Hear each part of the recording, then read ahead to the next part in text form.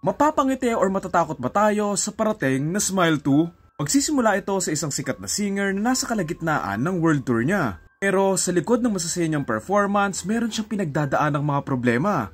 Pero lahat ng ito ay mas lalala pa nang makita niya yung kaibigan niyang binawian ng buhay yung sarili niya habang nakangiti.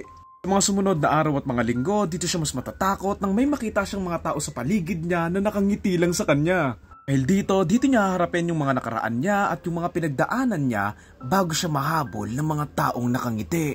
Title ng movie, Smile 2. Nakripihan ako sa may trailer na to, lalo na yung tumatakbo siya doon sa maliit na hallway tapos hinahabol siya ng mga taong nakangiti.